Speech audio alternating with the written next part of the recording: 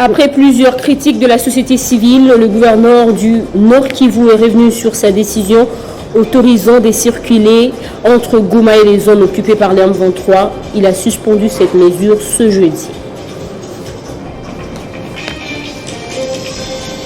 À quelques jours de l'arrivée d'Emmanuel Macron à Kinshasa, la majorité des Congolais attendent de lui la condamnation ferme du Rwanda, soutien de rebelles du M23.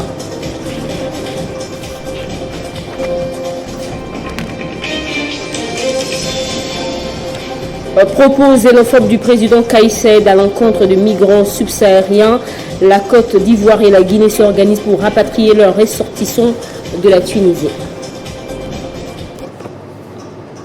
Madame, Monsieur, merci de choisir Télé 50 pour vous informer. Suite au comportement barbare de M23 RDF à Katale dans le territoire de Rutshuru ce jeudi matin, le gouverneur du Nord Kivu suspend l'autorisation des circulations dans les zones rouges dès ce 2 mars jusqu'à nouvel ordre. Message officiel.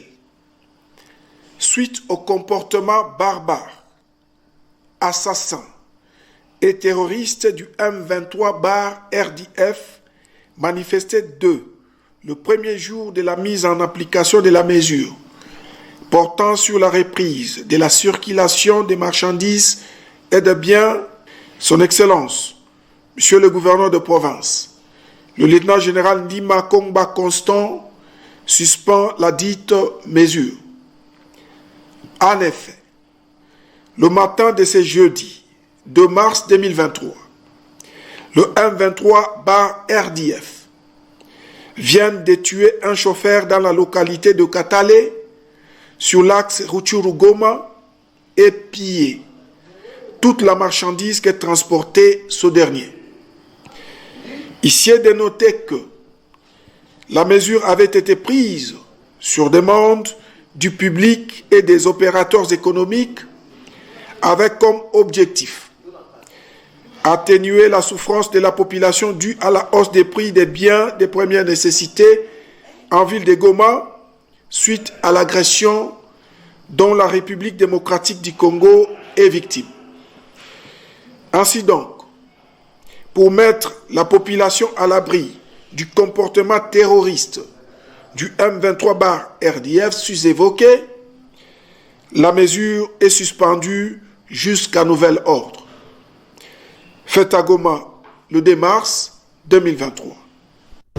Entre-temps, une délégation de la SADC chapeautée par le chef d'état-major général de la Namibie séjourne à Goma dans le Nord Kivu pour évaluer la situation sécuritaire pour prendre également des mesures en vue d'imposer la paix. We are here on a mission that has been sanctioned.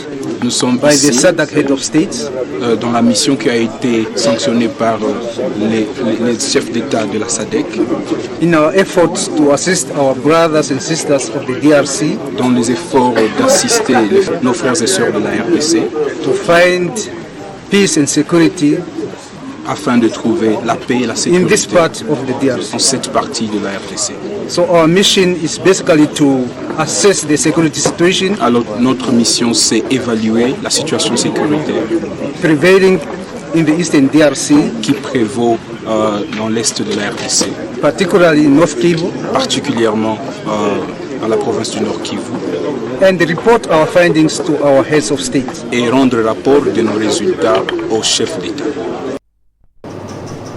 Et la République démocratique du Congo attend de la visite du président français Emmanuel Macron la condamnation du Rwanda qui soutient le M23, propos tenus par Lambert Mende devant la presse. Pour ce haut cadre de l'Union sacrée, le président Félix Tshisekedi devra dire la vérité au président français sur les enjeux de l'heure en RDC et surtout dans sa partie orientale. À quelques heures de l'arrivée à Kinshasa du président français Emmanuel Macron, plusieurs langues se délient pour appeler à l'apaisement, surtout en cette période où la République démocratique du Congo est agressée par le Rwanda, afin d'éviter de donner les arguments aux ennemis de la paix. C'est dans ce sens que le député national Lambert Mende aborde cette approche. Pour lui, la République démocratique du Congo attend de la France la condamnation du Rwanda pour agression sur les sols congolais. Et nous espérons que le discours de M. Macron va évoluer vers la condamnation du mal. Il faut désigner le mal par son nom. Et nous attendons de la France qu'elle condamne de manière claire et sans ambiguïté le Rwanda dans l'agression qu'il a décidé d'entreprendre contre la République démocratique du Congo. À défaut, nous estimons que les autorités gouvernementales congolaises doivent revisiter nos relations avec la France et avec l'espace francophone dans son ensemble. Concernant les processus électoraux en cours, les députés nationaux estiment qu'il est possible que dans certains espaces qu'il n'y ait pas élection à cause de l'insécurité, car selon les informations lui parvenues, le nettoyage ethnique par la terreur auquel se livrent aussi bien les ADF que la coalition RDF M23 sera bientôt suivi par l'organisation d'un référendum pour l'autonomisation ou l'annexion pure et simple au Rwanda des territoires congolais ainsi conquis et repeuplés par le soin de la principauté militaire de Kagame. Brandir l'impossibilité d'organiser l'enrôlement des électeurs dans les territoires sous occupation du M23 RDF comme motif des glissements du mandat constitutionnel. Nous ne l'accepterons jamais. C'est ce qu'a déclaré ce jeudi l'opposant congolais Martin Fayoulou. Il appelle la population à une marche pacifique de résistance patriotique le samedi 11 mars. L'absence évidente de soutien de la part des organisations telles que l'Union africaine, la SADC, la CEAC et la CIRGL, et donc l'isolement de notre pays, ne peut se justifier que par la faiblesse de la diplomatie congolaise et l'absence d'un leadership conscient des enjeux. Même pendant que la RDC assurait la présidence de l'Union africaine, de la CEAC et de la SADC, elle n'a pas réussi à amener ces organisations à condamner le Rwanda. Curieusement, lors du 37e sommet de l'Union africaine, le Rwanda a réussi à faire inscrire la question du retour de réfugiés congolais se trouvant sur son territoire dans le communiqué final, au moment où la RDC était incapable de faire inscrire la question de l'éloignement des FDLR de notre territoire pour ôter à M. Kagame son éternel prétexte à la base de son agression contre notre pays. Dans ces conditions, il est difficile que quelqu'un puisse venir en aide à un État qui refuse de déclarer la guerre contre son agresseur, conformément à la Constitution et au droit international, qui refuse de fermer ses frontières avec le même agresseur et de rompre les relations diplomatiques avec ces derniers. C'est pourquoi nous appelons le peuple congolais à marcher avec nous les 11 mars prochains pour dénoncer et condamner l'agression dont notre pays est victime. La lutte contre le blanchiment des capitaux, un atelier de l'évaluation sur les risques de financement du terrorisme a été ouvert à Kinshasa. À la clôture de ces travaux, les experts devront être capables d'élaborer un plan d'action qui sera suivi par le gouvernement. La cellule nationale des renseignements financiers, CNRF en sigle, a organisé un atelier sur l'évaluation nationale des risques de blanchiment des capitaux et des financements du terrorisme. Cet atelier a réuni les experts de la Banque mondiale ainsi que les différents acteurs, privés comme publics, engagés dans la lutte contre les blanchiments des capitaux et les financements du terrorisme. Le secrétaire exécutif du CNRF, Adler Kisukabeti Kayeye. J'invite donc les uns et les autres à travailler efficacement pour la finalisation du rapport de l'ENR ainsi que la préparation de plans d'action y afférentes pour permettre à la RDC de définir une stratégie globale de lutte contre le blanchiment des capitaux et le financement du terrorisme fondée sur le risque. Plusieurs groupes de travail sur les résultats de l'évaluation nationale des risques ont été constitués. L'évaluation nationale de risque, elle vous permet d'avoir une topographie de tous les risques qui existent dans votre pays pour tous les secteurs. Comme nous connaissons les risques, nous pouvons faire un plan d'action pour voir de quelle manière remédier à ce risque. Sans la CNRF, on n'aurait par exemple pas eu cette loi tant attendu, tant au niveau national qu'international. À la fin de ces travaux, la présentation du groupe de travail pour le projet du plan d'action sanctionnera la fin de cet atelier. Processus électoral accompagné d'un groupe restreint de ses sympathisants, de son épouse et de ses enfants, Louis Tolechi Goudi, notable du Haut-Katanga, s'est enrôlé ce jeudi à Lubumbashi au collège Imara. Grand notable du Haut-Katanga et député national honoraire de Lubumbashi, Louis Tolechi Goudi s'est enrôlé ce jeudi dès mars 2023 à Lubumbashi comme futur électeur, accompagné d'un groupe restreint de ses sympathisants, de son épouse et de ses enfants. C'est au collège Imara, au centre-ville, qu'il est allé à pied pour s'acquitter de son devoir civique. Après toutes les procédures, il a obtenu sa carte. C'est un acte tout à fait citoyen et civique qu'on doit poser pour le moment, pour faire d'être électeur et aussi d'être éligible. Donc c'est tout à fait normal. La CENI a décrété les élections cette année. Sur ce, je recommande toute la population à s'enrôler. L'air n'étant pas encore à la campagne, Louis Tolé en a profité pour sensibiliser la population à se rendre massivement dans les centres d'identification et enrôlement des électeurs afin d'obtenir la précieuse clé pour voter en décembre de cette année. Alors, je me recommande de voter, de faire enrôler, pour ne pas nous choquer à panne. Nous avons fait des volontaires par enrôlement, nous nous enrôler, Dieu a poussé moi, comme on appelle ça, pour les candidats, on n'a pas son enrôler.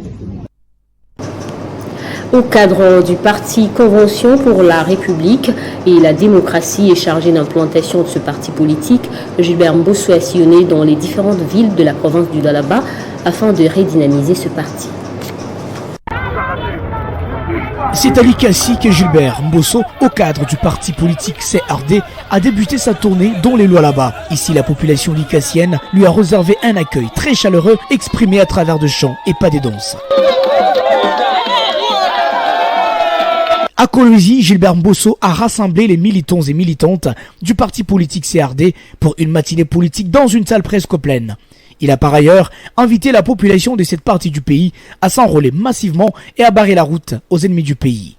Nous venons ici pour redynamiser les partis, la CRD, la Convention pour la République et la démocratie, et dire à nos membres d'aller s'enrôler massivement, car nous avons besoin d'élire de nouvelles hommes politiques, et pour ce faire, nous devons avoir des partisans qui se sont assez enrôlés. Après Likassi, Gilbert Mbosso a poursuivi son périple à Fungurume pour boucler sa tournée à Lubumbashi avec une marche politique dans le but de sensibiliser une fois de plus la population de cette partie du pays à s'enrôler massivement afin de changer la classe politique dans les prochaines échéances électorales.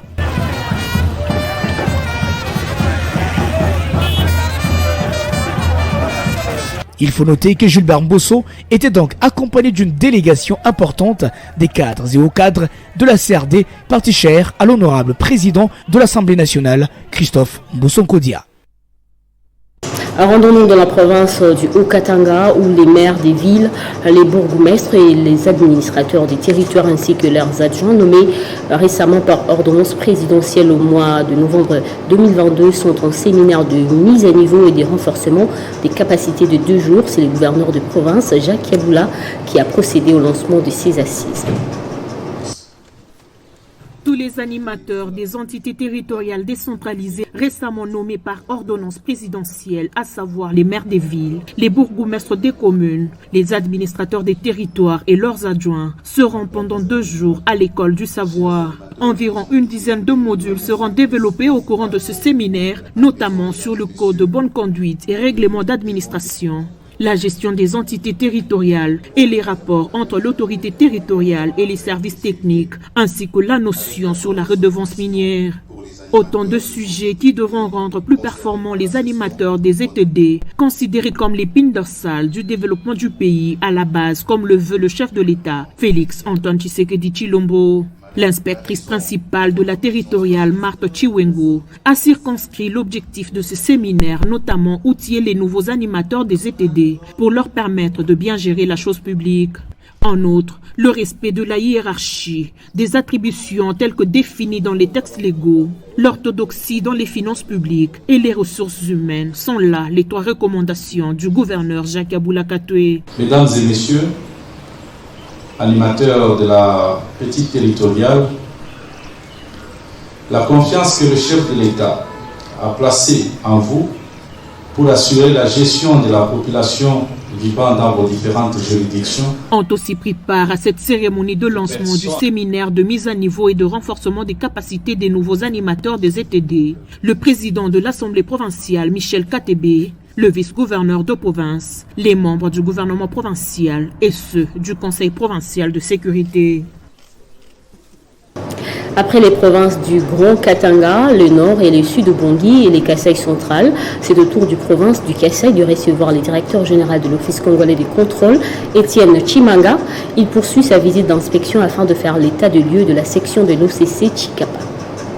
La province du Kasaï n'a jusque-là que la section de Chikapa. La visite de cette entité a permis au docteur Étienne Chimanga Mutombo d'aller à l'assaut des postes frontaliers laissés pour compte en vue d'une thérapeutique leur permettant de devenir rentables aussi. Il s'agit des 5 postes frontaliers de la section de Chikapa, Kamako, Kanjinji, Kabwakala, Chisengo et Mayanda. Le DG de l'OCC a relevé les conditions dans lesquelles la section est en train de fonctionner. Parmi les grandes difficultés épinglées, il y a notamment le problème des mobilités et le manque des laboratoires.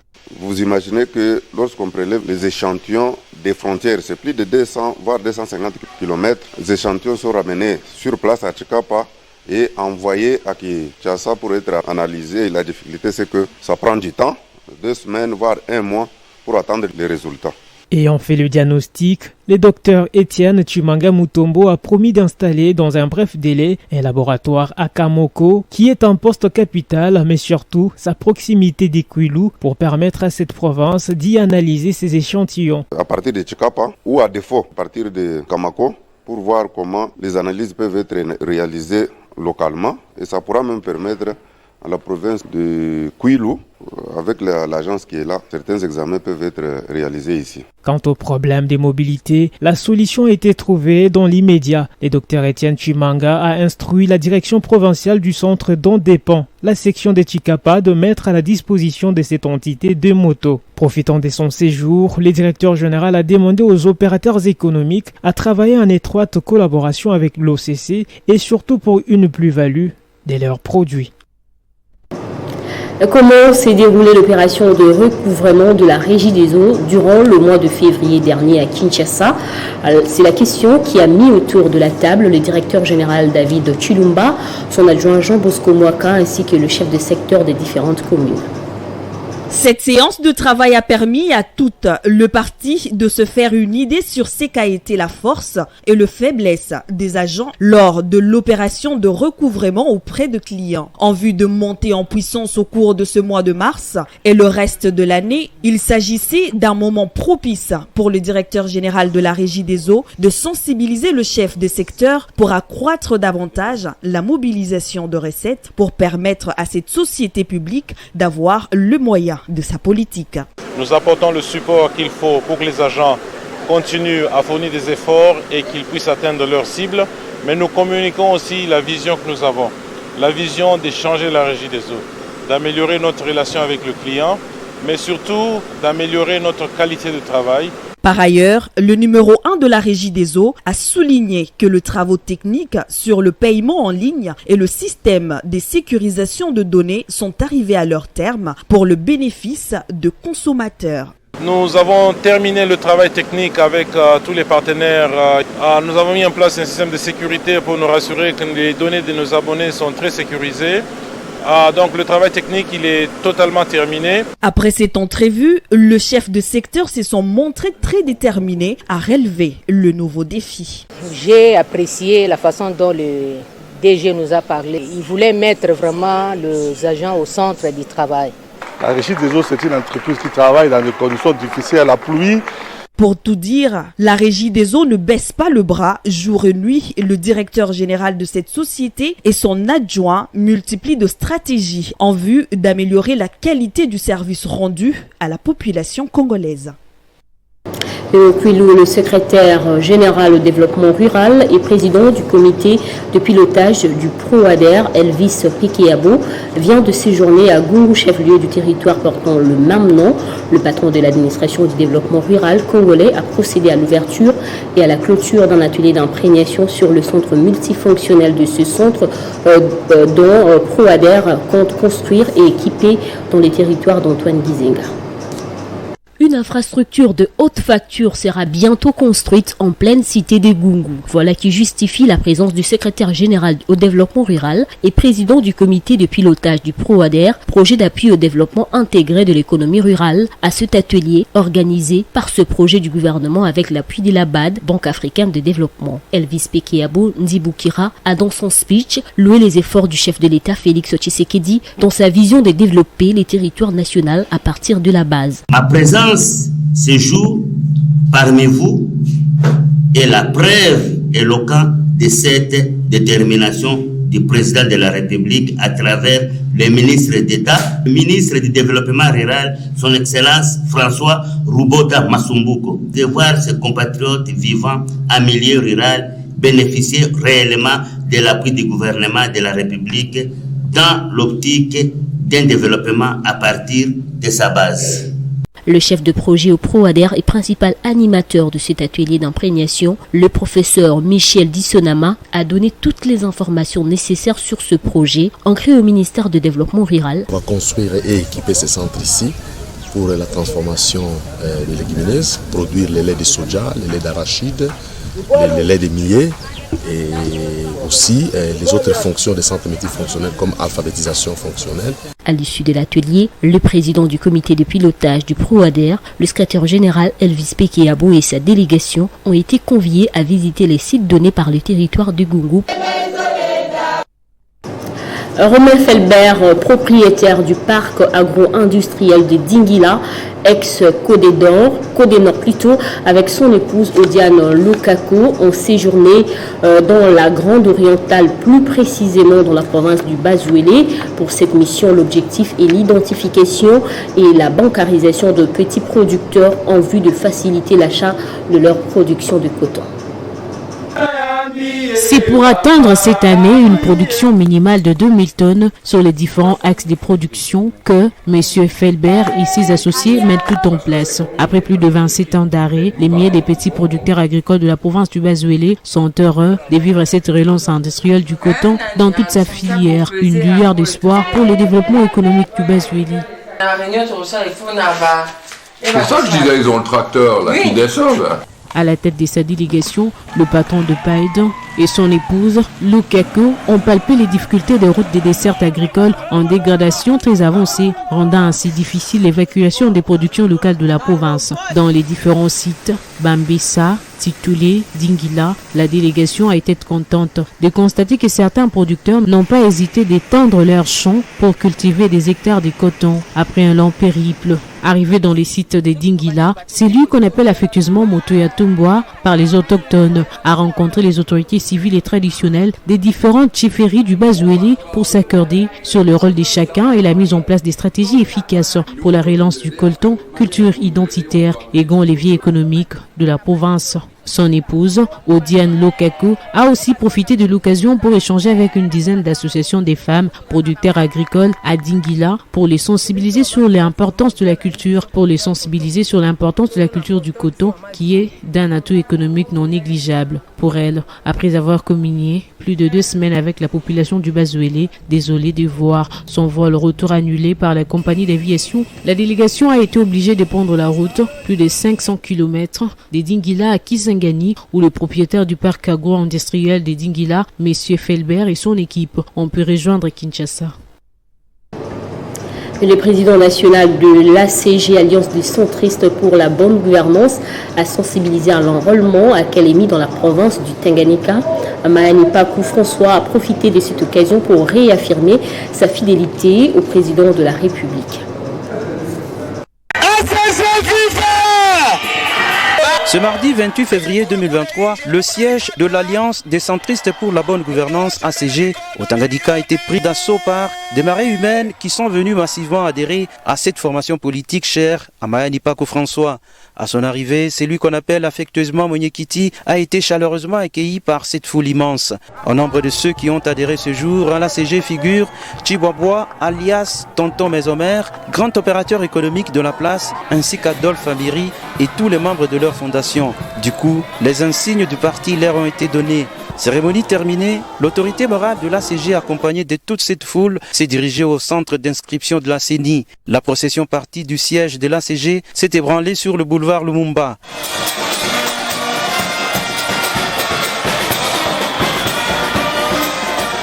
Difficile de se frayer le passage, Mayani Paco François s'est offert un bain de foule. Ce digne fils du Tanganyika n'a pas caché sa joie. L'ACG a conquis la République démocratique du Congo. L'ACG a conquis la province du Tanganyika. Vous voyez combien est-ce que la population de Kalemi, en particulier, et seule du Tanganyika, est derrière le parti politique Alliance des centristes pour la bonne gouvernance ACG. Au stade Bendakam Kolobondo, l'autorité morale de l'ACG a remercié ces milliers de militants venus l'accompagner et a par la même occasion appelé l'ensemble de la population du Tanganyika à adhérer massivement à l'ACG. Et le président de l'association pour l'encadrement des créateurs artisanaux, pour sa part, a sensibilisé à l'enrôlement à Kolwezi. Michel Kanimbu a choisi la cité Jekamine Lulu, son terroir, pour motiver le plus de gens possible à remplir leur devoir civique. Partant du terrain municipal de la cité Jekamine Lulu dans la périphérie de Kolwezi, Michel Kanimbu ne pouvait à aucun moment s'attendre d'être envahi par cette foule de sympathisants de l'ASCJ, l'association pour l'encadrement des creuseurs et des jeunes dont il est le président. La foule s'approprie allègrement de ce qui était jusque-là un enrôlement sans tambour battant, à la grande surprise du bénéficiaire qui réfute toutes les rumeurs lui attribuant des velléités de carrière politique. Non, c'était une surprise. Pour signaler une base que non, j'ai dit que nous. C'est une surprise, je ne m'attendais pas à cette mobilisation. Seuls les membres du comité étaient informés, mais tous les autres sympathisants ont pris la décision de m'accompagner parce que je suis leur avocat, je suis leur défenseur. Comme je suis un exploitant artisanal, je n'ai pas d'ambition de candidater. Mais je pense qu'ensemble, par exemple comme nous sommes ici, nous soutenons ceux qui sont capables de défendre nos droits en tant qu'exploitants, ceux qui nous donnent de nouvelles carrières, et nous sommes contre tous ceux qui s'y opposent. Michel Kanimbu a consacré son temps depuis les débuts de l'opération à sensibiliser les exploitants artisanaux avant que lui-même passe à l'action. Nous avons capitalisé tous ces temps pour sensibiliser les exploitants et aujourd'hui environ 85% d'entre eux ont déjà leur carte au Lualaba.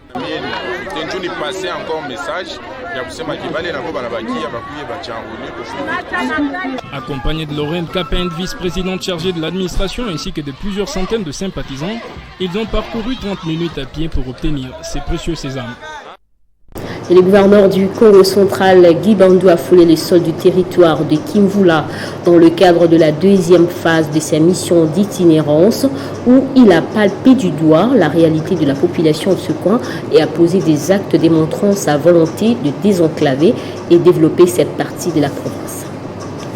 Déterminé à appliquer une politique de proximité avec sa population, le gouverneur du Congo central, Dr Guy Bandou Ndungidi, a entamé la deuxième phase de sa mission d'itinérance dans le territoire de Kimvula, à 200 km de Kisantu. Une visite placée sous les signes de la paix, l'amour, l'humilité et la solidarité, en vue de donner espoir à tous les Kivulais, longtemps oubliés et soumis à de nombreuses difficultés. Le chef de l'exécutif provincial de passage à Madimba a d'abord visité quelques écoles et établissements sanitaires de la zone de santé Nguidiga. Le vendredi 24 février 2023, il a visité les bureaux administratifs du territoire de Kimvula où l'administrateur a exposé les problèmes majeurs de ces coins. Nous disons vraiment au gouverneur merci beaucoup.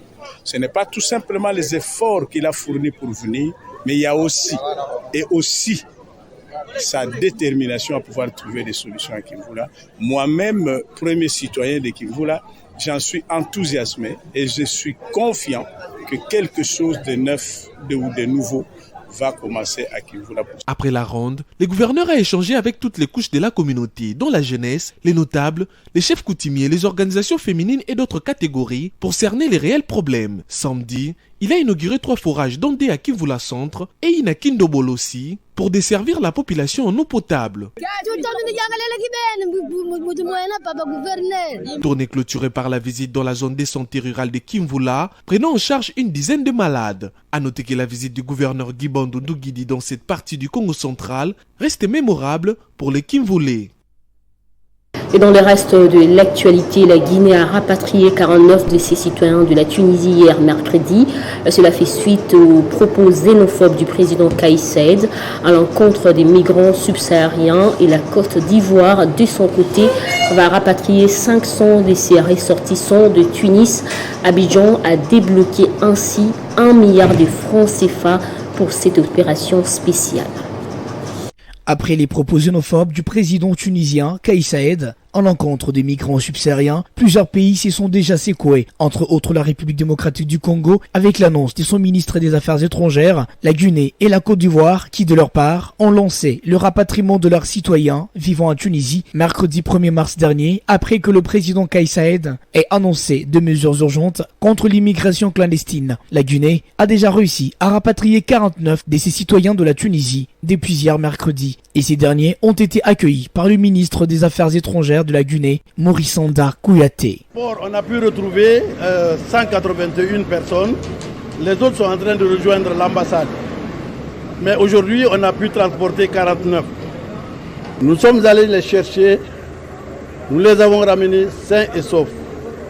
Ça veut dire simplement que la doctrine prônée par le chef de l'État reste en vigueur. La Côte d'Ivoire, de son côté, a annoncé le même mercredi le rapatriement de 500 Ivoiriens résidant en Tunisie. L'annonce a été faite à l'issue du Conseil de ministres par le ministre de la Communication et porte-parole du gouvernement ivoirien, Amadou Koulibaly, signalant que la Côte d'Ivoire a un effectif de 725 Ivoiriens identifiés, parmi eux 500 volontaires pour le retour. Au total, les Ivoiriens seraient jusqu'à 7000 dans le pays, selon l'Institut national des statistiques ivoiriens. Revenons au pays pour parler religion. Dans cette édition, l'église La Trompette sonnera pour toutes les nations à célébrer la semaine dernière le premier culte du dimanche matin dans la commune de Kintambo. Une joie immense pour tous les fidèles de cette assemblée. Le prophète Honoré Moulumba a proclamé l'année 2023 comme une année de réveil.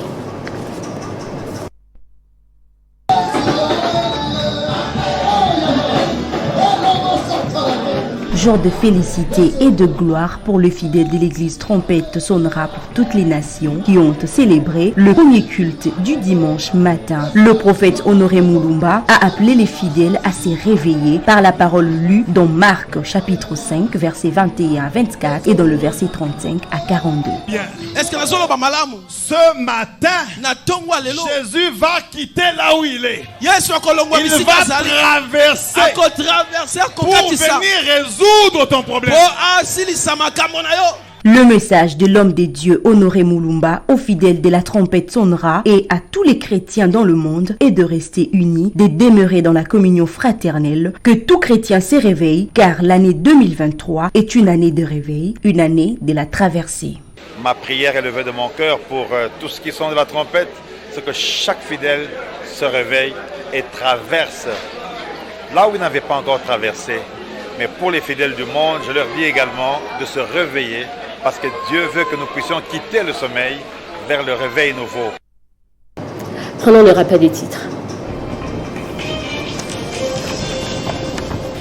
Après plusieurs critiques de la société civile, le gouverneur du Nord Kivu est revenu sur sa décision autorisant la circulation entre Goma et les zones occupées par le M23. Il a suspendu cette mesure ce jeudi.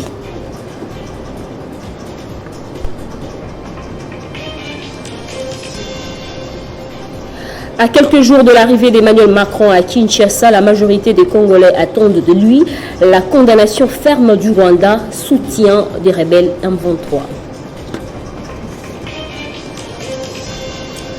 Propos xénophobes du président Kais Saied dans l'encontre des migrants subsahariens, la Côte d'Ivoire et la Guinée s'organisent pour rapatrier leurs ressortissants de la Tunisie.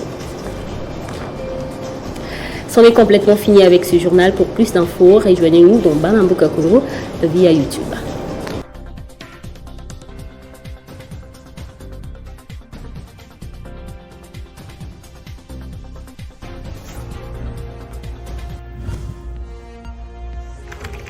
L'actualité reste incontinue.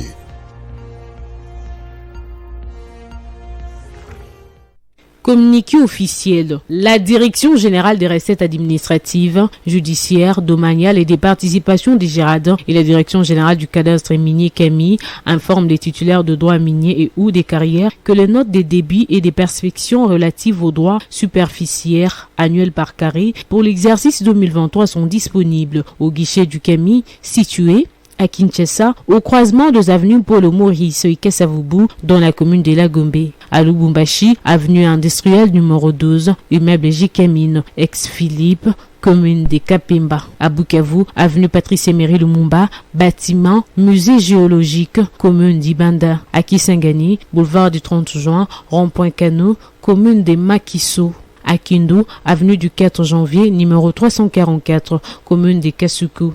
Par conséquent, tous les titulaires sont invités à les retirer en vue de procéder au paiement des 10 droits au plus tard le 31 mars 2023, conformément aux dispositions légales et réglementaires. Passé ce délai, le CAMI se réserve le droit d'enclencher la procédure de déchéance du droit minier et ou des carrières non payées et ce sont préjudice de l'application par la DGRADAN des pénalités prévues par la loi. Par ailleurs, concernant les assujettis non en règle de paiement des 10 droits envers les trésors publics, pour l'exercice antérieur, il sera organisé un contrôle en vue de constater leur défaillance et d'en tirer toutes les conséquences conformément aux textes légaux et réglementaires. Fait à Kinshasa le 27 février 2023 pour les CAMI, Jean-Félix Mopandé Kapoa, directeur général. Pour la DGRAD, Jean-Parfait Ntabala Morandikiré, directeur général. Communiqué numéro 001/ARSP/DG/2023. La Direction générale de l'autorité des régulations de la sous-traitance dans le secteur privé, ARSP en sigle, en République démocratique du Congo, porte à la connaissance des entreprises principales et des entreprises sous-traitantes sur toute l'étendue du territoire national que la délivrance des attestations d'enregistrement est suspendue pour des raisons de réorganisation interne liées principalement au souci de lutter contre les pratiques illicites de contournement de la loi numéro 17/001 du 8 février 2017 fixant les règles applicables à la sous-traitance dans le secteur privé telles que les recours aux prête-noms et aux faux et usage de faux. Des mesures correctives sont en cours d'implémentation en vue de lutter efficacement contre les pratiques illicites susvisées avec pour objectif de permettre aux sociétés congolaises d'avoir l'accès au marché des sous-traitances dans le secteur privé en vue de l'émergence d'une vraie classe moyenne congolaise. En attendant, le directeur général de l'ARSP notifiera aux sous-traitants par lettre le statut de leur demande d'enregistrement. La lettre de notification validant la demande d'enregistrement est délivrée pour valoir ses queues de droit pour une période de 2 mois et les entreprises principales sont invitées à accorder les marchés aux sous-traitants sur la base de cette lettre de notification. Fait à Kinshasa, le 1er mars 2023, honorable Kachal Katem Miguel, directeur général. ARSP, bras armé de l'État pour la création et le développement de la vraie classe moyenne congolaise.